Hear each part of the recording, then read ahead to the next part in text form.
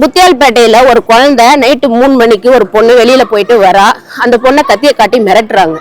அப்ப பெண்களுடைய பாதுகாப்பு எந்த அளவுக்கு இந்த புதுச்சேரியில இருக்குது அப்படின்னு சொல்லிட்டு நீங்க எல்லாம் தெரிஞ்சுக்கோங்க. அந்த விஷயம் மிகப்பெரிய இதுவாச்சு. அந்த பொண்ணு வீடியோவே வெளியிட்டு இருந்தா, எனக்கு நான் பிறந்து வளர்ந்த ஊர்ல பாதுகாப்பு இல்லை அப்படின்னு சொல்லிட்டு.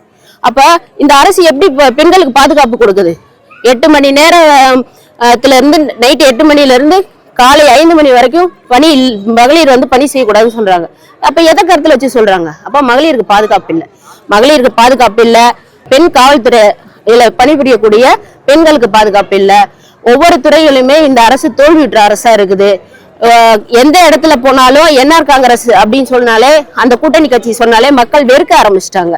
ஐயோ அந்த கட்சியில வேணாங்க, நாங்க பட்டதே போதும், அவங்கள நம்பி நாங்க ஓட்டு போட்டோம், இன்னைக்கு நாங்க நடுத்தருவில் நிக்கிறோம், அடிப்படை சுகாதார வசதிகள் கூட எங்களுக்கு இல்ல, தண்ணியில புழு இருக்குது, சாக்கடை கலந்து வருது, குடிநீர் வசதி இல்ல, ரோடு சரியில்லை, அங்கங்க குண்டும் குழியுமா இருக்குது, பயணம் பண்ணும்போது நாங்க விழுந்துடுறோம், அடிப்படுது, மருத்துவ செலவுக்கு நாங்க எங்க போறது அப்படின்னு சொல்லிட்டு நிறைய இந்த 10 வருஷம் இல்ல 20 வருஷம் இல்ல பின்தங்கி போயிருக்குது புதுச்சேரி.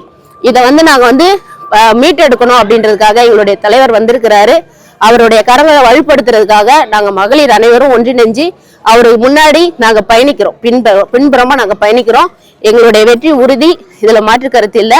அனைவருக்கும் நன்றி.